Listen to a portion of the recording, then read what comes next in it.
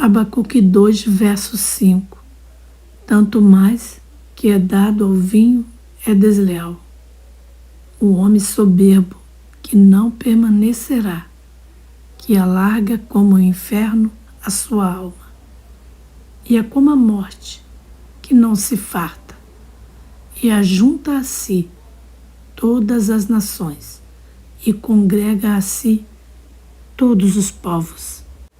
Aqui está comparando os soberbos com o inferno que se alarga. Essa é a prova que o lugar cresce ao receber as almas. E fala que a morte não se farta, que é a prova que morrem milhões de pessoas no mundo e o inferno tem capacidade de receber esses milhões. E também diz que a morte ajunta todas as nações e ajunta todos os povos, deixando em um lugar.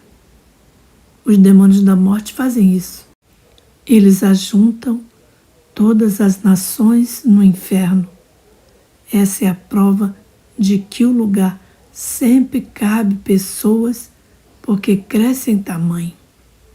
Provérbios 27, 20. O inferno e a perdição nunca se fartam, e os olhos do homem nunca se satisfazem. Os olhos ambiciosos do homem são comparados com o inferno, que nunca se farta em receber as almas. Essa é a prova de que o inferno não se farta por causa do seu tamanho, que sempre cabe mais pessoas. O inferno diz para as pessoas: venham a mim, aqui sempre cabe mais um. Tem lugares para vocês. O inferno tem boca, conforme o livro de Isaías 5,14, quando fala que ele abriu a boca desmesuradamente. O inferno tem ventre, tem olhos, tem garganta, tem cabeça, tem pernas, tem braços, orelhas e outros. E se eu disser que o versículo não está falando sobre esses membros, quero lhe dizer que vocês já viram algum ser vivo ter boca e não ter dentes para mastigar, e nem cabeça onde estão os olhos, orelhas, nariz e boca? Isso é questão de raciocínio, que não precisa falar todos os membros, já que no versículo fala que o inferno abriu a sua boca. O profeta Jonas usa o peixe grande para retratar o inferno no livro de Jonas 2, no verso 2. Ele disse: assim na minha angústia clamei ao Senhor, e ele me respondeu do ventre, e do inferno gritei, e tu ouvistes a minha voz. Jonas fala que do ventre do inferno, que é a parte da barriga do peixe, ele gritou. A revelação é que o inferno tem ventre, e se tem ventre, tem braços e pernas, que a Bíblia não revela, mas a prova é que o inferno é um corpo espiritual, assim como a igreja é um corpo espiritual de Jesus. Tem crentes que ficam comparando canais de experiências espirituais com canais de ensino e ficam pedindo base bíblica para tudo e ficam falando mal do testemunho. Olha as bases bíblicas que estou colocando no testemunho, que irá esclarecer o testemunho. As revelações do inferno, que não estão na Bíblia, mas estão conectadas com a palavra. Perceba o ligamento das partes do corpo do inferno com a palavra da Bíblia. O inferno que eu vi é um corpo espiritual que não consigo descrever. Esse corpo escuro não estava coberto por nenhuma veste. O corpo nu simboliza um lugar de vergonha. Jó 26:6. O inferno está nu perante ele, e não a coberta para a perdição. Eu não vou dizer que fui arrebatada, porque esse termo é usado no meio evangélico, mas eu vou dizer na linguagem da bruxaria, por ser na época que eu era uma bruxa. Eu tive uma projeção astral, que é quando o espírito sai fora do corpo.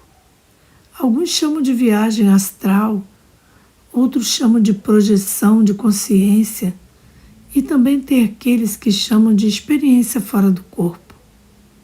O espiritismo chama de dimensão extrafísica. Os nomes são vários, mas a experiência é a mesma. Percebam como Satanás gosta de imitar a Deus, pegando a alma do corpo para viajar.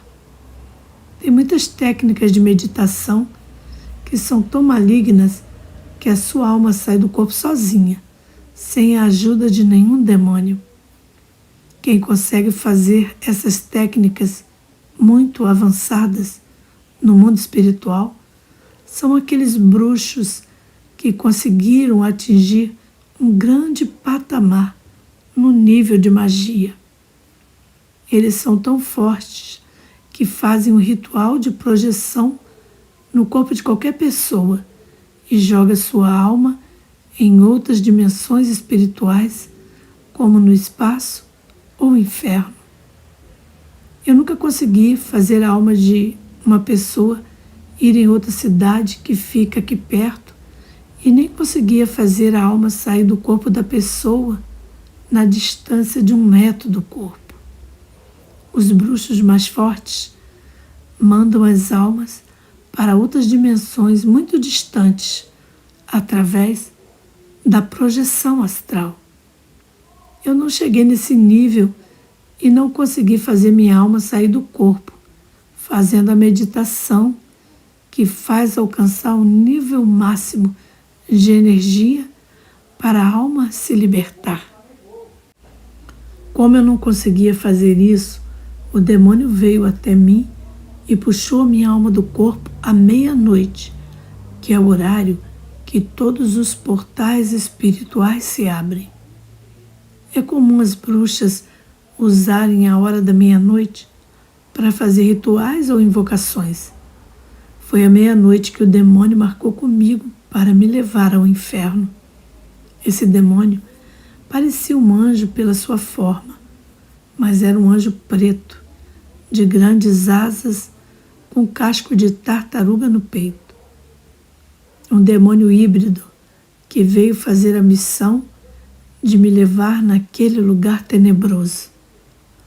O demônio puxou a minha alma do corpo e me levou a uma dimensão onde vi um corpo gigante e despido. Um demônio me disse assim: esse é o reino do inferno. E entramos não pela boca, mas pelos poros daquele corpo gigante. O inferno tem vários poros, que são as portas de saídas e entradas dos demônios. Nenhuma alma que está presa no inferno consegue sair desses poros. Esse corpo espiritual foi o maior que eu entrei, e na cabeça do inferno estava o trono de Satanás. Muitos críticos falam que Satanás não tem trono no inferno. Jó 2, verso 2: Então o Senhor disse a Satanás: de onde vens? E respondeu Satanás ao Senhor e disse: de rodear a terra e passear por ela.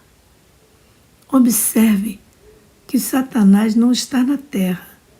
Ele fala para Deus que estava rodeando o planeta. Nesse caso, ele estava no universo e ficou dando voltas ao redor do planeta.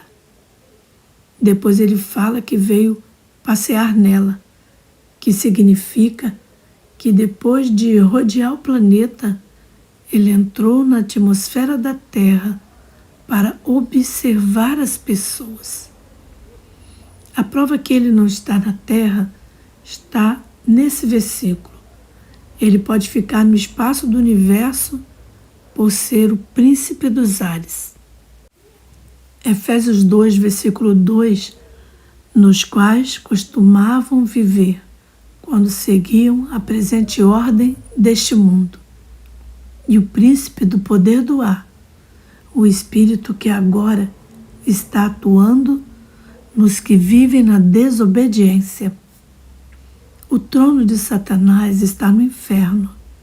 Isaías 14, verso 11. Já foi derrubada no inferno a tua soberba, com o som das tuas violas. Os vermes debaixo de ti se estenderão, e os bichos te cobrirão. Eu entrei pelo poro da pele, e meu tamanho ao passar por ali era como um grão de areia minúsculo. Aquele corpo foi o maior que eu já entrei, e me senti como um grão de terra perto da sua imensidão. Aquele corpo, pelo tamanho dele, caberiam os 7 planetas Terra ou mais. Tem crente que questiona o porquê cada pessoa é arrebatada e vê o inferno diferente da outra pessoa, contrariando os outros testemunhos. Eu irei revelar a verdade sobre essa pergunta. Eu entrei por um dos poros do inferno. Tem pessoas que entram pela boca, outras entram por outras dimensões ou portais, que são outras entradas.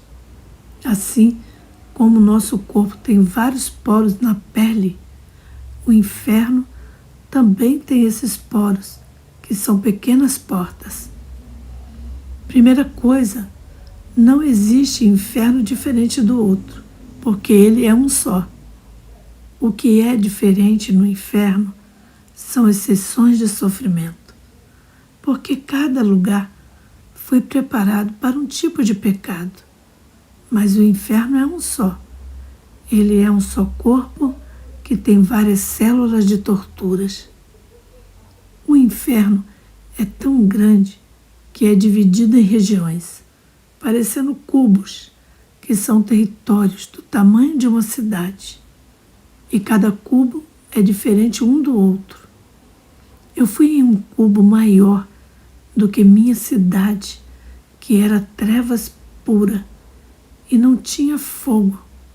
Esse foi o primeiro cubo que entrei. No segundo cubo que entrei, era de cor laranja. A sua iluminação era de tanto fogo que o lugar ardia e o chão era brasa pura. Nesse lugar, eu conseguia ver as pessoas iguais a carvões acesos, que não se consumiam. Já no primeiro cubo, eu não conseguia ver as pessoas por causa da escuridão. Só dava para ouvir barulhos das feras que despedaçavam os povos. Eu ouvia uivos, latidos, rosnados, urros, ungidos e gritos de pessoas. Eu só ouvia, mas não via as pessoas no primeiro cubo. Fui no terceiro cubo, que tem pessoas presas em cada lugar que eu entrei.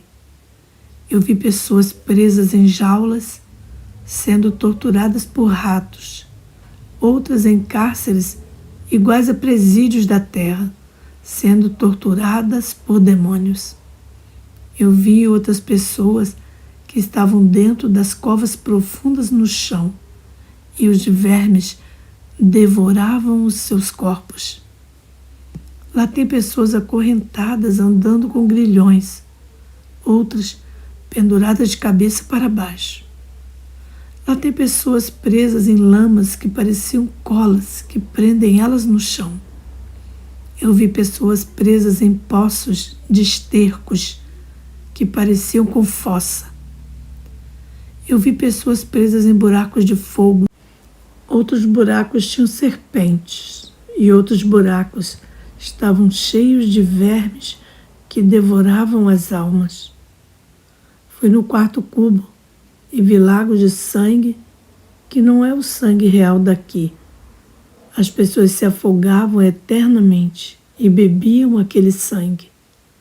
O sangue não é o da carne, mas é um tipo de tormento para todos os sanguinários que nunca irão esquecer das pessoas que eles derramaram o sangue. Fui no quinto cubo, que parece um labirinto de tanta casa, uma perto da outra. Ali ficam as casas noturnas, bares de bebidas, salões de música e danças, e as pessoas ficavam sofrendo nessas casas, fazendo as mesmas coisas que faziam na terra. A lei da semeadura espiritual veio para elas. Cada unha do inferno é do tamanho de uma Europa inteira.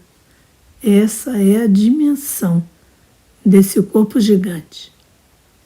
Pelo tamanho que o inferno tem, não pode ser um lugar que tem uma única forma, apenas uma aparência, ou ser um simples lugar escuro com fogo e mais nada.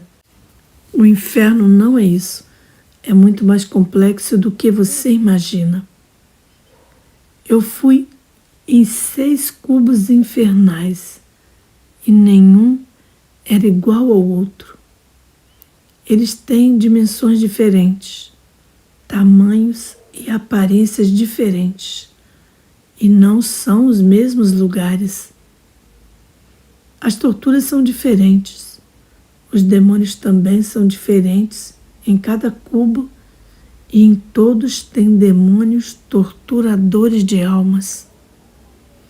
Cada cubo é um lugar de tortura diferente. Por isso que as pessoas que são arrebatadas têm aquelas contradições ao falar dos lugares. Porque cada pessoa arrebatada vai em um lugar específico e diferente do outro.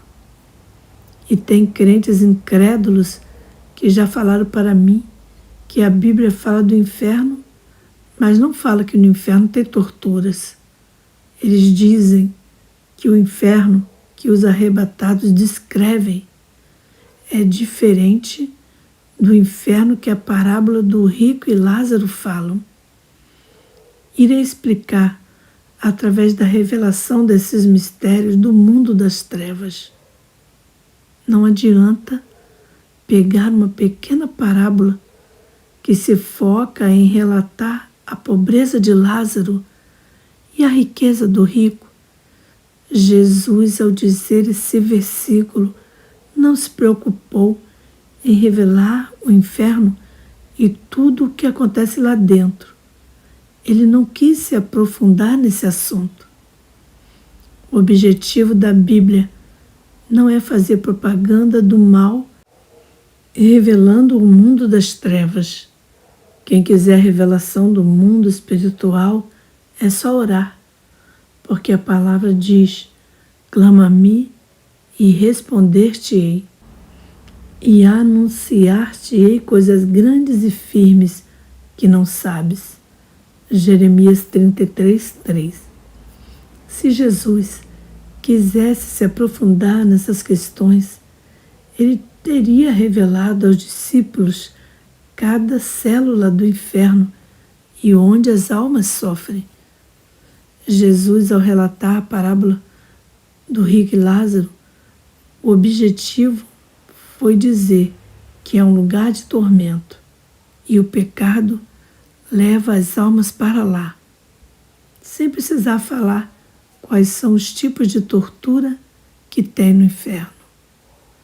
Mesmo sem falar das formas de tormento, nada disso altera o que Jesus disse, que o pecado é o meio de transporte que leva para o inferno. Não adianta os críticos usarem uma pequena parábola para refutar as torturas que tem no inferno. O nosso planeta, que é grande diante da imensidão do inferno, é uma criança recém-nascida. Imagine comparar uma pequena parábola ao tamanho do inferno. E sem alguém percorrer por toda a terra, irá perceber que nenhum lugar é igual, um é diferente do outro. No planeta tem diversos lugares de gelo, lugares desertos, lugares que têm muita água, lugares de muito calor, lugares de muitas florestas e lugares vulcânicos. Se o planeta, que é pequeno comparado com o mundo espiritual, é tão diversificado, imagina o inferno. O que dizer de um lugar muito maior do que a Terra? Não pense que o inferno inteiro é um lugar igual à parábola do rico e Lázaro, apenas um lugar de fogo. Quantas variedades de lugares diferentes tem o inferno? Quantas formas de prisões e calabouços tem esse lugar? As mesmas formas de prisões que eu vi na região espiritual das almas presas, das pessoas que estão vivas. No inferno tem as mesmas prisões. A diferença é que na região da prisão espiritual as almas podem ser libertas, mas no inferno não podem mais sair. Eu fui a um cubo no inferno que só tinha tecnologia, muito mais evoluída do que a da Terra. Lá tem as tecnologias que estão na Terra e as que ainda não foram inventadas e não subiram para a Terra. Eu vi o mundo digital dentro de um lugar de tormento, com muitas máquinas mecânicas, computadores, celulares e aparelhos digitais. Todas as formas de tecnologia desse cubo cibernético, com os demônios, metade robôs e metade humanos. Um lugar de alta tecnologia avançada e de onde saem todas as invenções tecnológicas. E todas as pessoas que morrem por praticarem os pecados da tecnologia, seja por meio de redes sociais, games, filmes, sites, YouTube ou qualquer outro meio tecnológico, quando morrer, cairá dentro daquele cubo da tecnologia. Esse cubo parece aquele filme chamado Matrix, onde as pessoas ficam presas no computador. Isso prova que o cinema copiou do inferno esse mundo virtual que eu vi naquele lugar. O pacto que o cinema fez com Satanás é tão terrível que até as torturas do inferno são reveladas nos filmes de psicose e terror. O mundo espiritual é revelado em várias maneiras no cinema e todas as formas de demônios. Esse lugar virtual no inferno tortura as pessoas com choques e o cérebro das pessoas tem curto-circuito por receber todas as informações malignas da tecnologia quando viviam na Terra.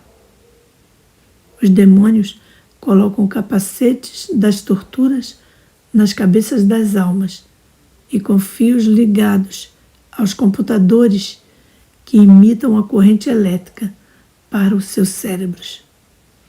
As pessoas levam grandes cargas de energia que fritam os seus cérebros por se deixar a mente se corromper pela tecnologia. Essa experiência que tive foi em 2001.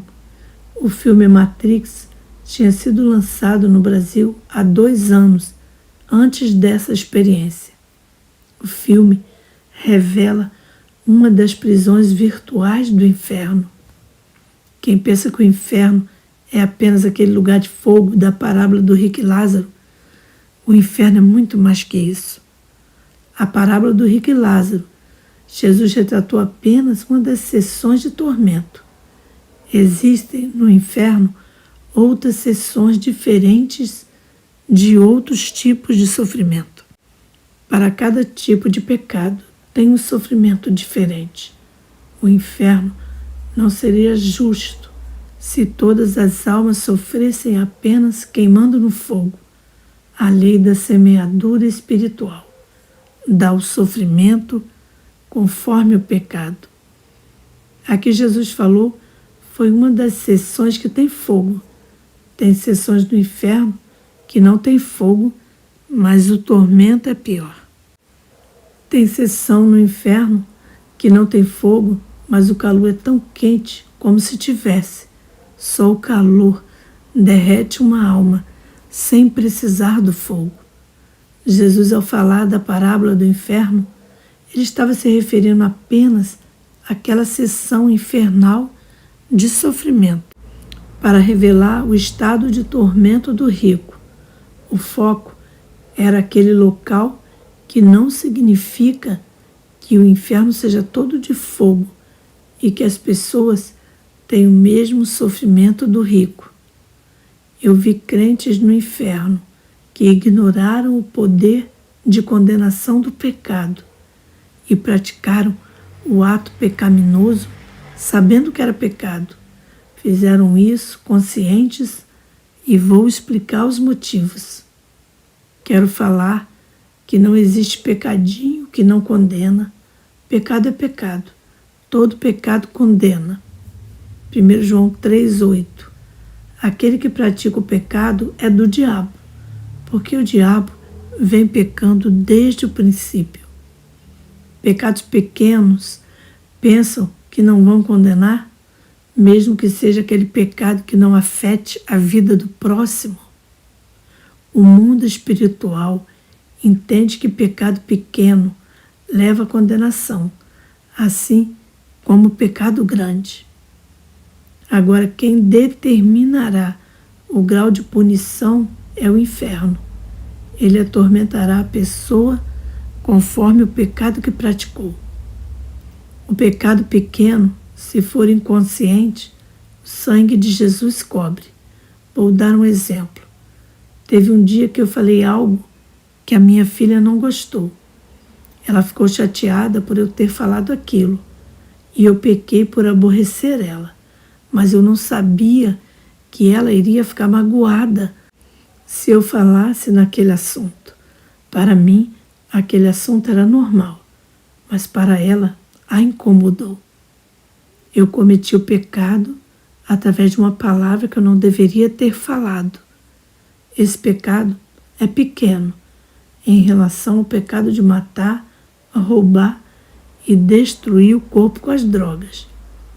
Eu cometi um pecado sem querer, sem a intenção de magoá-la.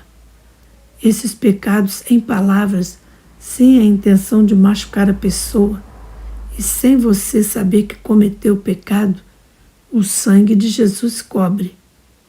Mas quando a minha filha conversou comigo a respeito de uma palavra que eu falei, que ela não gostou, eu percebi que pequei. Mas se ela não tivesse falado, eu não iria saber, porque a mesma palavra que eu falei para ela, eu também disse ao meu filho, e ele nunca se magoou. Cada pessoa tem uma estrutura emocional e reage de uma maneira. Uma palavra pode ser normal para uma pessoa, mas para outra, essa mesma palavra é uma afronta. Eu pedi perdão para minha filha e sei que Jesus já tinha me perdoado por eu não saber que eu tinha deixado a minha filha triste. E enquanto estivermos nesse corpo de carne, mesmo nos esforçando para não pecar, sem querer acontece. Isso é a prova de que temos falhas. E a partir daquele dia, todas as noites antes de dormir, quando eu oro, eu peço a Deus para me perdoar daqueles pequenos pecados que passaram despercebidos, sem eu saber o pecado que eu cometi, sem ter consciência que pequei. Quando o pecado pequeno se torna mortal para a alma? Exemplo, se aquelas palavras que eu falei para minha filha fossem algo que eu sabia que iria deixá-la triste, e mesmo assim eu falei, só para ver ela magoada. Nesse caso, eu tive a intenção de magoá-la. Fiz uma maldade que está no coração. Eu sabia o que estava fazendo, e mesmo assim não evitei e cometi o pecado consciente. sabendo das consequências que teriam. O pecado, mesmo sendo pequeno, com palavras que sejam insignificantes, quando é falado para atingir, sabendo que vai humilhar a pessoa, esse tipo de pecado, quem fala sabe o que está dizendo. É o pecado consciente do que diz. Ele condena ao inferno, porque vem de um coração peçonhento. Teve um pastor que disse para uma irmã que a mentira pode evitar desgraça e usou um versículo de Gênesis. Gênesis 22:3.